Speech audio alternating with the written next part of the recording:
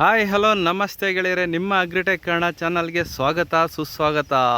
ಇಂದಿನ ಈ ವಿಡಿಯೋದಲ್ಲಿ ಏನಪ್ಪ ಮಾಹಿತಿ ಅಂತ ಹೇಳಿದ್ರೆ, ನಿಮ್ಮ ಕಣ್ಮುಂದೆನೇ ಕಾಣಿಸ್ತಾ ಇದೆಯಲ್ವಾ, ಹೀರೆಕಾಯಿ ಬೆಳೆ ಬಗ್ಗೆ ಮಾಹಿತಿ ಇದೆ.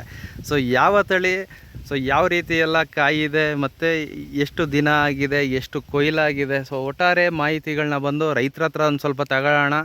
ರೈತರು ಏನೋ ಒಂದು ಸ್ವಲ್ಪ ನಮಗೆ ಮಾಹಿತಿ ನಾವು ಜಾಸ್ತಿ ಎಲ್ಲ ಕೊಡೋದಕ್ಕಾಗೋದಿಲ್ಲ ಅಂತ ಹೇಳಿದ್ದಾರೆ. ಸೊ ಬಟ್ ಏನಂತ ಹೇಳಿದ್ರೆ ನಾವು ಡಿಸ್ಕಸ್ ಮಾಡ್ತಾ ಹೋಗೋಣ ಈ ಬೆಳೆ ಬಗ್ಗೆ. ಸೊ ಇನ್ನು ಕಾಯಿ ಕ್ವಾಲಿಟಿ ಎಲ್ಲ ನೋಡೋದಾದರೆ ಈ ಥರ ಇದೆ, ನೀವು ಗಮನಿಸ್ತಾ ಇರ್ಬೋದು. ಯಾವುದೇ ರೀತಿಯಾದ ಅಂತಾರೆ ಡೊಂಕುಗಳು ಆ ರೀತಿ ಏನು ಇಲ್ದಿರ ನೀಟಾಗಿ ಒಂದು ಫಿನಿಶಿಂಗ್ ಅನ್ನೋದು ಕಾಣಿಸ್ತಾ ಇದೆ. ಸೊ ಯಾರೆಲ್ಲ ಈ ವಿಡಿಯೋ ಫಸ್ಟ್ ಟೈಮ್ ನಮ್ಮ ಚಾನಲಲ್ಲಿ ನೋಡ್ತಾ ಇದ್ದೀರಾ, ದಯವಿಟ್ಟು ಚಾನಲ್ಗೆ ಬಂದಿದ ತಕ್ಷಣ ಒಂದು ಮಾಡಬೇಕಾಗಿರೋ ಕೆಲಸ, ಚಾನಲ್ನ ಸಬ್ಸ್ಕ್ರೈಬ್ ಮಾಡ್ಕೊಳ್ಳಿ, ವಿಡಿಯೋಸ್ನ ಆದಷ್ಟು ಲೈಕ್ ಮಾಡಿ, ಶೇರ್ ಮಾಡಿ, ಇನ್ನೊಬ್ಬ ರೈತರಿಗೆ ರೀಚ್ ಮಾಡಿಸಿ, ಜೊತೆಗೆ ನಮ್ಮನ್ನು ಬೆಳೆಸಿ ಅಂತ ಹೇಳೋದಕ್ಕೆ ಇಷ್ಟಪಡ್ತೀನಿ. ಓಕೆನಾ, ಬನ್ನಿ ಈಗ ಮಾಹಿತಿಗೆ ಹೋಗೋಣ. ಏನೆಲ್ಲ ಒಂದು ಪ್ರಿಕಾಷನ್ಸ್ ತಗೊಂಡಿದ್ದಾರೆ, ಯಾವ ರೀತಿ ಗೊಬ್ಬರಗಳನ್ನ ಕೊಟ್ಟಿದ್ದಾರೆ, ಎಲ್ಲ ಒಟ್ಟಾರೆ ಮಾಹಿತಿ ರೈತರ ಹತ್ರ ತಗೊಳ್ಳೋಣ. ನೋಡಿ, ರೈತರು ಏನೋ ಮಾಡ್ತಾ ಇದ್ದಾರೆ ಇಲ್ಲಿ ಕೆಲಸ. ಅಣ್ಣ ನಮಸ್ಕಾರ, ಏನೋ ಮಾಡ್ತಾ ಇದ್ದೀರಾ? ನೋಡಿ ಈ ತರ ಇದೆ, ಅದು ಇಳಿಸ್ಬೇಕು. ಇಳಿಸ್ಬೇಕು ಚೆನ್ನಾಗಿ. ಇದೆಲ್ಲ ಮೇಲೆ ಇರೋದೆಲ್ಲ ಇಳಿಸ್ತಾ ಇರಬೇಕು ಫ್ರೀ ಆಗಿರೋ ಟೈಮಾಗ. ಅಣ್ಣ, ಈಗ ಈ ಹೀರೆಕಾಯಿ ಬೆಳೆ ಬಗ್ಗೆ ಒಂದು ಸ್ವಲ್ಪ ಮಾತಾಡೋಣ ಅಂತ ಬಂದಿರೋದು. ನಿಮ್ಮ ಹೆಸರು ಮತ್ತು ನಿಮ್ಮೂರು? ನಮ್ಮ ಹೆಸರು ಚಂದ್ರು ಅಂತ, ಮಾದೂರು. ಇದು ಬಂದು ನಾವಿ F1 ಅಂತ. ನಾವಿ F1. ಹಾಂ ಸರ್, ಎಷ್ಟು ಅಂದರೆ ಇದಕ್ಕೆ ಮೊದಲು ಯಾವಾಗಾದ್ರೂ ಹೀರೆಕಾಯಿ ಬೆಳೆದಿದ್ದೀರಾ ನೀವು? ಮುಂಚೆ ಯಾವಾಗ ಬೆಳೆದಿದ್ರೆ, ಇವಾಗ ಇದೆ ಫಸ್ಟ್ ಟೈಮ್ ನಾನು ಬೆಳೆದಿರೋದು. ಮುಂಚೆ ನಮ್ಮ ತಂದೆ ಇದ್ದಾಗೆಲ್ಲ ಬೆಳೀತಾ ಇದ್ರು. ಇವಾಗ ಹೊಸದಾಗಿ ನಾನು ಉಣಿರೋದು ನಾವಿ F1 ಅಂತ. ಚೆನ್ನಾಗಿ ಬಂದಿದೆ ತಳಿ, ಚೆನ್ನಾಗಿ ಬಂದಿದೆ. ಸಾಮಾನ್ಯವಾಗಿ ಸಾಲುಗಳ ಅಂತರಗಳೆಲ್ಲ ನೋಡೋದಾದರೆ ಸ್ವಲ್ಪ ಹತ್ರ ಎಲ್ಲ ಕೊಡ್ತಾರೆ, ನೀವು ನೋಡಿದ್ರೆ ತುಂಬ ವಿಶಾಲವಾಗಿ ಕೊಟ್ಟು ಮಾಡಿರ್ತೀರಾ. ಸೊ ಸಾಲಿಂದ ಸಾಲಿಗೆ ಎಷ್ಟು ಅಡಿ ಇದೆ? 8 ಅಡಿ. ಮತ್ತು ಸಸಿಯಿಂದ ಸಸಿಗಳಿಗೆ 1.5 ಅಡಿ ಇದೆ. 1.5 ಅಡಿ. ಸಸಿಯಿಂದ ಸಸಿ ಕೆಲವೊಬ್ಬರೆಲ್ಲ ಸ್ವಲ್ಪ ದೂರ ಹಾಕ್ತಾರೆ, ಬಟ್ ನೀವು ಹತ್ರ ಹಾಕಿದರೆ ಏನು ತೊಂದರೆ ಆಗಲಿಲ್ವಾ? ಚೆನ್ನಾಗಿ ಕಾಯೆಲ್ಲ ಕೊಯ್ದಿದೆಯಾ? ಹಾಂ, ಓಕೆ. ಈಗ ಮೊದಲನೇದಾಗಿ ಯಾವುದೇ ಒಂದು ಬೆಳೆ ಮಾಡಿದ್ರೆ ನಾವು ನೆಲಕ್ಕೆ ಏನಾದರೂ ಸ್ವಲ್ಪ ತಾಕತ್ತು ಅನ್ನೋದು ಮಾಡಲೇಬೇಕು. ನೀವು ಏನೆಲ್ಲ ಒಂದು ಇದನ್ನ ಕೊಟ್ಟಿದ್ದೀರಾ ಬೆಳೆ ಹಾಕಕ್ಕೆ ಮೊದಲು? 10-26 ಕೊಟ್ಟು ಬೆಡ್ ಕೊಟ್ಟು ಕೋಳಿ ಗೊಬ್ಬರ ಹಾಕಿದ್ರಿ. ಕೋಳಿ ಗೊಬ್ಬರ, ಒಟ್ಟು ಗೊಬ್ಬರನ ಫಿಲ್ಟ್ರಾ ಸರ್? ಒಟ್ಟು ಹಾಕಿ ಮಾಡಿ ಫೆನ್ಸಿಂಗ್ ಮಾಡಿದ್ರು. ಹೌದಾ, ಓಕೆ.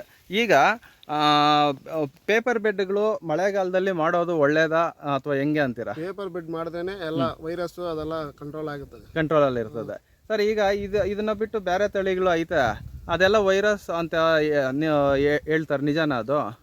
ಈ ನಾವಿ ಅಷ್ಟು ಕೊಯ್ಯಲ್ಲ, ಅದೆಲ್ಲ ಅಷ್ಟು ವರ್ಕೌಟು ಆಗಲ್ಲ ನಮಗೆ, ರೈತರಿಗೆ ವರ್ಕೌಟ್ ಆಗೋದಿಲ್ಲ. ಈಗ ನೀವು ನಾಟಿ ಮಾಡಿದಾಗಿಂದ ಏನೋ ಗೊಬ್ಬರಗಳು ಏನೋ ಇದಕ್ಕೆ ಅಷ್ಟೊಂದಾಗಿ ಕೊಡಲಿಲ್ಲ, ತ್ಯಾವುಗಳು ಜಾಸ್ತಿ ಅಂತ ಹೇಳ್ಬಿಟ್ಟು ಹೇಳಿದ್ರೆ, ಬೇರೆ ಥರ ಏನು ಗೊಬ್ಬರಗಳನ್ನೆಲ್ಲ ಕೊಟ್ಕೊಂಡು ಬಂದಿದ್ದೀರಾ? ಇದು ಕೋರಾ ಅಂತ 2 ಸಲ ಕೊಟ್ಟಿದ್ದೀರಿ. ಮ್ಯಾಗ್ನಿಷಿಯನ್ ಅಂತ ಅದು ಕೊಟ್ಟಿದ್ದೀರಿ. CN ಬೋರನ್ ಅಂತ ಇವಾಗ ಕೊಟ್ಟಿದ್ದೀರಿ. ಅಷ್ಟೇ, 3 ಸಲ ಕೊಟ್ಟಿರೋದು ನಾವು. ಇನ್ನು ಅದು ಬಿಟ್ಟರೆ ಇನ್ನೇನೋ ಗೊಬ್ಬರಗಳೇ ಕೊಟ್ಟಿಲ್ಲ. ಮನೆಲ್ಲ ಮಳೆ ಬಿತ್ತಲ್ಲ, ಕಲ್ಲು ಮಳೆ ಇದೆ, ಅದರಿಂದ ಗೊಬ್ಬರ ಕೊಟ್ಟಿಲ್ಲ. ಗಿಡ ಚೆನ್ನಾಗಿ ಡೆವಲಪ್ಮೆಂಟ್ ಇತ್ತು, ಅದಕ್ಕೆ ನಾವು ಗೊಬ್ಬರ ಕೊಡೋಕೆ ಹೋಗಿಲ್ಲ. ಇನ್ನು ಸರ್, ಈಗ ಮಾರ್ಕೆಟ್ ವಿಚಾರಕ್ಕೆ ಬಂದಾಗ ನೀವು ಈ ಕ್ರೇಟ್ಗಳಿಗೆಲ್ಲ ಇಡಿಸ್ತದ? ಇದು ಇಡಿಸಲ್ಲ. ಈಗ ಏನು ಮಾಡ್ತಾ ಇದ್ದೀವಿ, ಎಲ್ಲ ಹಾಕ್ತಾ ಇದ್ದೀರಾ? ಈಗ ಅದಕ್ಕೋಸ್ಕರ ಕಂಪ್ನಿಗೆ ಆಗಲ್ಲ ಅಂದ್ರು ನಾವು ಮಾರ್ಕೆಟ್ಗೆ ಆದ್ರೆ ನಮ್ಮ ಮಾರ್ಕೆಟಲ್ಲಿ ನಂಬರ್ 1 ಕಾಯಿ ಅಂತಾರೆ. ಇದು ಮಾರ್ಕೆಟ್ಗೆ ಹಾಕ್ತಾ ಇದ್ದೀರಾ? ಬಾಕ್ಸ್ ಹಾಕ್ತಾ ಇದೀವಿ, ಕಾಟನ್ ಬಾಕ್ಸ್. ಇವಾಗ ಕ್ರೇಟ್ಗಳಿಗೆ ಇಡಿಸಲ್ಲ ಅಲ್ಲ, ಒಂದು ಅರ್ಧ ಭಾಗ ಇಡಿಸಲ್ವಲ್ಲ ಇದರಲ್ಲೇ? ಹಾಂ. ಸೊ ಸ್ನೇಹಿತರೆ, ಇಲ್ಲಿ ನೋಡ್ತಿರ್ಬೋದು, ಒಂದು ಇಟ್ಕೊಳ್ಳಿ ಸರ್ ಕಾಯಿ ನೋಡೋಣ. ಈ ಕಾಯಿ ಇಟ್ಕೊಳ್ಳಿ, ಎಷ್ಟು ಉದ್ದ ಬರುತ್ತೋ ನೋಡೋಣ ನಿಮ್ಮ ಕೈಯಲ್ಲೇ. ಸ್ನೇಹಿತರೆ ನೋಡ್ತಿರ್ಬೋದು ಎಷ್ಟು ಯಾವ ರೀತಿ ಇದೆ ಕ್ವಾಲಿಟಿ ಅಂತ ಹೇಳ್ಬಿಟ್ಟು. ಅದಕ್ಕಿಂತ ಉದ್ದ ಬೇಕಂದ್ರೂ ಇದೆ. ನೋಡಿ ಎಷ್ಟೆಷ್ಟು ಉದ್ದ ಇದೆ ಅಂತ. ಸರಿ, ಸುಮಾರು 1.5 ಇಂದ 2 ಅಡಿವರೆಗೂ ಗ್ಯಾರಂಟಿ ಇದೆ ಕಾಯಿಗಳೆಲ್ಲ. ಸೊ ಈ ರೀತಿಯಾದ ಒಂದು ಕ್ವಾಲಿಟಿ ಬೆಳೆದಿರ್ತಾರೆ. ಸೊ ಇವಾಗ ರೈತರು ಬಂದು ಒಂದು ಬೇಸಿಕ್ ಆದ ಮಾಹಿತಿಗಳನ್ನ ಹಂಚ್ಕೊಂಡಿದ್ದಾರೆ. ಸೊ ಅವರು ಕೊಟ್ಟಿರೋಂಥ ಗೊಬ್ಬರಗಳು ನಿಮಗೆ ತೋರಿಸೋದಾದರೆ ಇಲ್ಲೇ ಇದೆ, ಬನ್ನಿ. ಒಂದು 3 ಸರ್ತಿ ಕೊಟ್ಟಿದ್ದಾರಂತೆ. ಸೊ ಯಾವ ಗೊಬ್ಬರ ಕೊಟ್ಟಿದ್ದಾರೆ ಅನ್ನೋದು ಒಂದು ರ್ಯಾಪರ್ ಏನಾದರೂ ಇಲ್ಲಿ ಬಿದ್ದಿರೋದನ್ನ ತೋರಿಸ್ತೀನಿ ಸ್ನೇಹಿತರೆ. ಇನ್ನು ಮುಖ್ಯವಾಗಿ ಹೀರೆಕಾಯಿ ಬೆಳೆ ಮಾಡ್ತೀನಿ ಅಂದ್ಬಿಟ್ಟು ಬೆಳೆ ಹಾಕ್ಬಿಟ್ಟು ಮನೆಯಲ್ಲಿ ಕೂತ್ಕೊಂಡ್ರೆ ಆಗೋದಿಲ್ಲ. ಬಳ್ಳಿಗಳನ್ನ ಸುತ್ತಾ ಇರಬೇಕು, ಜೊತೆಗೆ ಸ್ವಲ್ಪ ಕಾಯಿ ಕೊಯ್ಲಿಗೆ ಬಂದಮೇಲೆ ಸೊಪ್ಪು ಕೊಯ್ಯೋದು ಅನ್ನೋದು ಪ್ರಮುಖ ಪಾತ್ರ ವಹಿಸುತ್ತೆ. ಇವರು ಕೊಟ್ಟಿರೋ ಅಂಥದ್ದು ಇಲ್ಲಿ ನೋಡ್ತಿರ್ಬೋದು, ಇದು ಬಂದು ಕ್ವಾರಿ ಅಂತ. ಸರ್, ಇದು ಎಷ್ಟು ಸಲ ಕೊಟ್ಟಿದ್ದೀರಾ? 2 ಸರ್ತಿ ಕ್ವಾರಿ ಕೊಟ್ಟಿದ್ದಾರಂತೆ. ಇಲ್ಲಿ ನೋಡ್ತಿರ್ಬೋದು ಈ ಒಂದು ಇದರಲ್ಲಿ ಕಂಟೆಂಟ್ಗಳೆಲ್ಲ ಏನಿದೆ ಅಪ್ಪ ಅಂತ ಹೇಳಿದ್ರೆ, ಸೊ ಇದೆಲ್ಲ ಮಣ್ಣಾಗಿದೆ. ನೋಡೋಣ ಇರಿ. ಸೊ ಏನಿಲ್ಲ, ನೀವು ಅಂಗಡಿನಲ್ಲಿ ಕೇಳಿದ್ರೆ ನಿಮ್ಗೆ ಆಲ್ಮೋಸ್ಟ್ ಸಿಗುತ್ತೆ. ಸೊ ಇದರಲ್ಲಿ ಬಂದು ನೋಡಿ, ಇಲ್ಲೇನಿದೆ ಸೀವೀಡ್ ಎಕ್ಸ್ಟ್ರಾಕ್ಟ್ ಇರುತ್ತೆ, ನಂತರ ಆಸಿಡ್ ಪ್ರೋಟೀನ್ ಸಮಥಿಂಗ್ ಇದೆ, ಮತ್ತು ಇನ್ನರ್ ಫಿಲ್ಲರ್ಸ್ ಅಂತ ಹೇಳ್ಬಿಟ್ಟು ಇದೆ. ಸೊ ಈ ಒಂದು ಕಂಟೆಂಟು ಇದರಲ್ಲಿರುತ್ತೆ. ಇದು ಕ್ವಾರಿ ಅಂತ ಹೇಳ್ಬಿಟ್ಟು ಸ್ನೇಹಿತರೆ, ಇನ್ನು ಕಂಪ್ನಿ ಬಂದು ಸಿಂಬಯೋಟಿಕ್ ಅಂತ ಹೇಳ್ಬಿಟ್ಟು. ಸೊ ಇದನ್ನು ಎರಡು ಟೈಮ್ ಕೊಟ್ಟಿರ್ತಾರಂತೆ. ಸೊ ಇದಾದಮೇಲೆ ಬಂದು ನಿಮಗೆ ನಾರ್ಮಲಾಗಿ ಗೊತ್ತೇ ಇರುತ್ತೆ ಮಿಂಗಲ್ ಪ್ಲಸ್ ಅಂತ ಹೇಳ್ಬಿಟ್ಟು ಸ್ನೇಹಿತರೆ. ಇದರಲ್ಲಿ ಬಂದು ಲಘು ಪೋಷಕಾಂಶಗಳು ಚೆನ್ನಾಗಿ ಇರುತ್ತೆ ಸ್ನೇಹಿತರೆ. ಯಾವುದ್ಯಾವುದೆಲ್ಲ ಇರುತ್ತೆ ಅಂತ ಹೇಳಿದ್ರೆ ಇಲ್ಲಿ ನೀವು ಗಮನಿಸ್ತಾ ಇರ್ಬೋದು, ಜಿಂಕು ಮತ್ತು ಐರನ್ನು ಮತ್ತು ಮ್ಯಾಂಗ್ನೀಸು ಮತ್ತು ಬೋರಾನು. ಸೊ ಈ ನಾಲ್ಕು ಇದರಲ್ಲಿ ಮಿಕ್ಸ್ ಇರ್ತದೆ. ಇದನ್ನು ಒಂದು ಸರ್ತಿ ಕೊಟ್ಟಿರ್ತಾರಂತೆ ಸ್ನೇಹಿತರೆ.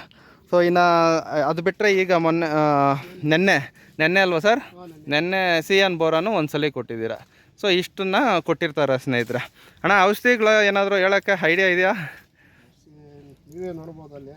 ಸರಿ ಸ್ನೇಹಿತರೆ, ಔಷಧಿಗಳೆಲ್ಲ ಬಂದು ಅವರು ಅಂಗಡಿನಲ್ಲಿ ಈ ಥರ ತೊಂದರೆ ಇದೆ ಅಂತ ಹೇಳ್ಬಿಟ್ಟು ತೊಗೊಂಬರ್ತಾರಂತೆ. ಸರ್, ಈಗ ನೀವು ಮಾಡ್ತಾ ಇರೋದು ಬಂದು ಈಗ ಏನು ಹಣ್ಣಾಗಿರೋ ಎಲೆಗಳೆಲ್ಲ ಕೊಯ್ತಾ ಇರೋದಾ? ಮೇಲೆ ಇರೋ ಹಣ್ಣೆಲ್ಲ ಕಿತ್ತು ಕಾಯಿ ಇಳಿಸಿದ್ರೆ ಉದ್ದ ಬರೋದೆ, ಲಾಂಗ್ ಬರ್ತದೆ. ಇಲ್ಲಾಂದ್ರೆ ಹೆಂಗಿದ್ರೆ ಬೆಂಡು ಈ ಥರ ಬೆಂಡುವಾಗೋಗುತ್ತೆ, ಬೆಂಡುಗಳಾಗೋಗುತ್ತೆ. ಹಾಂ, ಈ ಥರ ಸೊಟ್ಟೆ ಬರಬಾರ್ದು ಅಂತ ಹೇಳಿದ್ರೆ ಫ್ರೀ ಟೈಮಲ್ಲೆಲ್ಲ ಬಂದು ಓಡಾಡ್ಕೊಂಡು ಅದನ್ನು ಕೆಳಗಡೆ ಇಳಿಸಿ ಬಿಡ್ತಾ ಇರಬೇಕು. ಈ ಥರ ಇದೆ ಅಂಬು, ಈ ಥರ ಮೇಲೆ ಇರೋದನ್ನೆಲ್ಲ ಕೆಳಗಡೆ ಇಳಿಸಿದ್ರೆ ಸ್ಟ್ರೈಟ್ ಬರ್ತೈತೆ. ಹಿಂದೆ ಹಂಗೆ ಮಾಡಬೇಕು, ಹಂಗೆ ಮಾಡಿದ್ರೆ ಒಳ್ಳೆ ರಿಸಲ್ಟ್ ಕಾಯಿ ಇರ್ತೈತೆ. ಮಾರ್ಕೆಟ್ಗೆ ನಂಬರ್ ಒನ್ ಕಾಯಿ. ಓಕೆ, ಈ ಒಂದು ಕೆಲಸ ಮಾಡಲೇಬೇಕು. ಈ ಥರ ಬಂದರೆ ನಮಗೂ ಲಾಸು, ಅವ್ರು ಯಾವ್ದು ಇದನ್ನ ಏನು ಮಾಡ್ತೀರಾ? ಅವರು ಅಲ್ಲ, ನೀವು ಅದಕ್ಕೇನಾದರೂ ಮಾರ್ಕೆಟಿಂಗ್ ಇದೆಯಾ? ಇಲ್ಲ, ಕೊಡ್ಬೋದು. ನಮ್ಗೆ ಇಲ್ಲಿ ಮಾರಮ್ಮ ದೇವಸ್ಥಾನ ದೇವಸ್ಥಾನಕ್ಕೆ ಕೊಟ್ಬಿಡ್ತೀರಾ, ಅನುದಾನಕ್ಕೆ ಕೊಟ್ಬಿಡ್ತೀರಾ. ಓಕೆ, ನೋಡಿದ್ರಲ್ಲ ಸ್ನೇಹಿತರೆ, ಈ ಥರ ಇರುತ್ತೆ ಪ್ರೋಸೆಸ್ಸು. ಸೊ ಇನ್ನು ಉಳಿದ ವಿಚಾರಕ್ಕೆ ಬರೋದಾದರೆ ನಾವೀಗ ಒಂದು ಸ್ವಲ್ಪ ಡಿಸ್ಕಸ್ ಮಾಡ್ತಾ ಹೋಗೋಣ, ಬನ್ನಿ ಸ್ನೇಹಿತರೆ. ಇನ್ನು ಮುಖ್ಯವಾಗಿ ಬಂದು ಹೀರೆಕಾಯಿ ಅಂತಲ್ಲ, ಬಳ್ಳಿ ಜಾತಿ ಬೆಳೆನಲ್ಲಿ ಆಲ್ಮೋಸ್ಟ್ ಹೀರೆಕಾಯಿ, ಸೋರೆಕಾಯಿ ಮತ್ತು ಹಾಗಲಕಾಯಿ ಈ ಬೆಳೆಗಳಲ್ಲೆಲ್ಲ ಬಂದು ಸಾಮಾನ್ಯವಾಗಿ ಮಳೆಗಾಲದಲ್ಲಿ ತೇವಾಂಶಗಳು ಜಾಸ್ತಿ ಆದ್ರೂ ಈ ಬೂದಿ ರೋಗ ಅನ್ನೋದು ಕಾಣಿಸ್ಕೊಳ್ತದೆ, ಮತ್ತು ತೇವಾಂಶಗಳು ಕಡಿಮೆ ಆದ್ರೂ ಕೆಲವೊಂದು ಸರ್ತಿ ಕಾಣಿಸ್ಕೊಳ್ಳುತ್ತೆ. ಸೊ ಇದೊಂದು ಮೈನ್ ತೊಂದರೆ ಸ್ನೇಹಿತರೆ. ಅದ್ರ ಜೊತೆಗೆ ಇನ್ನೊಂದು ಪ್ರಮುಖವಾದ ತೊಂದರೆ ಏನಂತ ಹೇಳಿದ್ರೆ ಡೌನಿ ಮಿಲ್ಡೋ ಅನ್ನೋದು ಬರುತ್ತೆ. ಡೌನಿ ಮಿಲ್ಡೋ ಬಂದಾಗ ನಿಮ್ಗೇನಾಗುತ್ತೆ ಅಂತ ಹೇಳಿದ್ರೆ ಎಲೆ ಮೇಲೆ ಒಂದು ಸ್ವಲ್ಪ ಸ್ಟಾರ್ಟಿಂಗಲ್ಲಿ ಚಿಕ್ಕದಾಗಿ ಅರ್ಶಿಣ ಕಲರಲ್ಲಿ ಸ್ಟಾರ್ಟ್ ಆಗುತ್ತೆ, ಇಷ್ಟಿಷ್ಟು ದಪ್ಪ. ಆ ರೀತಿ ಸ್ಟಾರ್ಟ್ ಆಗಿಬಿಟ್ಟು ಏನಾಗುತ್ತೆ, ಪೂರ್ತಿ ಎಲೆಗಳು ಬಂದು ಹಳದಿ ಬಣ್ಣಕ್ಕೆ ಚೇಂಜ್ ಆಗಿ ಗಿಡ ಎಲ್ಲ ಹಾಳಾದಂಗೆ ಆಗೋಗುತ್ತೆ ಸ್ನೇಹಿತರೆ. ಸೊ ಅದನ್ನು ಒಂದು ಸ್ವಲ್ಪ ಗಮನದಲ್ಲಿ ಇಟ್ಕೊಬೇಕು. ಜೊತೆಗೆ ಇವಾಗ ಹೇಳಿದ್ನಲ್ವಾ ಪೌಡರಿ ಮಿಲ್ಡೋ, ಬೂದಿ ರೋಗ ಏನಿದೆ, ಸೊ ಇಲ್ಲಿ ನೋಡ್ತಿರ್ಬೋದು ಎಲೆ ಮೇಲೆಲ್ಲ ಯಾವ ರೀತಿ ಕಾಣಿಸ್ಕೊಳ್ತಾ ಇದೆ ಅಂತ ಹೇಳ್ಬಿಟ್ಟು. ಈ ಎಲೆ ನಾವು ಯಾವುದಾದ್ರೂ ಒಂದು ಕಪ್ಪು ಬಟ್ಟೆ ಮೇಲೆ ಸುಮ್ಮನೆ ಹಂಗೆ ತಟ್ಟಿದ್ರೆ ಸಾಕು, ಸೇಮ್ ಬೂದಿ ಯಾವ ರೀತಿ ಉದುರುತ್ತೋ ಆ ರೀತಿಯಲ್ಲಿ ಉದುರುತ್ತೆ ಸ್ನೇಹಿತರೆ. ಇದು ಬಂದ್ರೂ ಅಷ್ಟೇ ಎಲೆಗಳೆಲ್ಲ ತುಂಬ ಹಾಳಾದಂಗೆ ಕಾಣಿಸುತ್ತೆ. ಸೊ ಇದನ್ನು ಒಂದು ಪ್ರಮುಖವಾಗಿ ಹತೋಟಿಯಲ್ಲಿ ಇಟ್ಕೊಬೇಕು ಸ್ನೇಹಿತರೆ. ಈಗ ಬೂದಿ ರೋಗ ಜೊತೆಗೆ ಡೌನಿ ಮಿಲ್ಡು, ಇದರ ಜೊತೆಗೆ ಇನ್ನು ಲೀಫ್ ಸ್ಪಾಟು ಮತ್ತು ಸ್ವಲ್ಪ ಏನಾದರೂ ಬ್ಲೈಟು ಆ ಥರದ್ದೆಲ್ಲ ಬರ್ತಾನೆ ಇರುತ್ತೆ ಸಾಮಾನ್ಯವಾಗಿ. ಸೊ ಅದಕ್ಕೆ ಸೂಟಬಲ್ ಆಗೋವಂಥ ಔಷಧಿಗಳನ್ನ ನಾವು ಟೈಮ್ ಟು ಟೈಮ್ ಸ್ಪ್ರೇ ಮಾಡೋದು ಸೂಕ್ತ ಸ್ನೇಹಿತರೆ. ಸೊ ಇದಾದ ಮೇಲೆ ಇನ್ನು ಅದನ್ನು ಹೊರತುಪಡಿಸಿ ಇಲ್ಲಿ ನೋಡ್ತಿರ್ಬೋದು ಊಜಿ ತೊಂದರೆ ಯಾವ ರೀತಿ ಇರುತ್ತಪ್ಪ ಅಂತ ಹೇಳಿದ್ರೆ, ಈಗ ನೋಡಿ ಇಲ್ಲಿ ನಿಮಗೆ ಮಾರ್ಕ್ ಕಾಣಿಸ್ತಾ ಇದೆಯಲ್ವಾ. ಸೊ ಈ ಒಂದು ಜಾಗದಲ್ಲಿ ಊಜಿ ಅನ್ನೋದು ಕಳೆದಿರ್ತದೆ. ಸೊ ಈ ಒಂದು ಕಾಯಿ ಏನಾಗಿದೆಯಪ್ಪ ಅಂತ ಹೇಳಿದ್ರೆ, ಈಗ ಇದನ್ನು ಮುರಿದು ನೋಡೋಣ, ನೋಡಿ ಕೊಳೆತೋಗಿರುತ್ತೆ, ಗಮನಿಸ್ತಾ ಇದ್ದೀರಾ. ಸೊ ಊಜಿ ಕಡ್ದಾಗ ಏನಾಗುತ್ತೆ ಅಂತ ಹೇಳಿದ್ರೆ ಒಳಗಡೆ ಎಲ್ಲ ಬಂದು ಈ ರೀತಿ ಆಗೋಗುತ್ತೆ. ಸೊ ಅದು ಬಂದು ಕ್ವಾಲಿಟಿನೂ ಇರೋದಿಲ್ಲ, ಜೊತೆಗೆ ಊಜಿ ಸಂತಾನೋತ್ಪತ್ತಿಗೆ ಜಾಸ್ತಿ ಇದು ಮಾಡುತ್ತೆ. ಅಂಥ ಕಾಯಿಗಳನ್ನೆಲ್ಲ ಕೊಯ್ದು ಸ್ವಲ್ಪ ತೋಟದಿಂದ ಹೊರಗಡೆ ಅಥವಾ ಮಣ್ಣಲ್ಲಿ ಹಾಕಿ ಮುಚ್ಚೋದು ಸೂಕ್ತವಾದ ಕೆಲಸ ಅಂತ ನಮ್ಮ ಅನಿಸಿಕೆ ಸ್ನೇಹಿತರೆ. ಸೊ ಇದಾಗಿತ್ತು ಒಂದು ಪುಟ್ಟದಾದ ಒಂದು ಹೀರೆಕಾಯಿ ಬೆಳೆ ಬಗ್ಗೆ ರೈತರಿಂದ ಮತ್ತು ನಮ್ಮ ಕಡೆಯಿಂದ ಒಂದು ಪುಟ್ಟ ಮಾಹಿತಿ. ಸೊ ಮಾಹಿತಿ ಎಲ್ಲರಿಗೂ ಇಷ್ಟ ಆಗಿದೆ ಅನ್ಕೊತೀನಿ. ಇಷ್ಟ ಆಗಿದ್ರೆ ದಯವಿಟ್ಟು ಚಾನಲ್ನ ಸಬ್ಸ್ಕ್ರೈಬ್ ಮಾಡ್ಕೊಳ್ಳಿ, ವಿಡಿಯೋಸ್ನ ಆದಷ್ಟು ಲೈಕ್ ಮಾಡಿ, ಶೇರ್ ಮಾಡಿ. ಧನ್ಯವಾದಗಳು, ಶುಭ ದಿನ.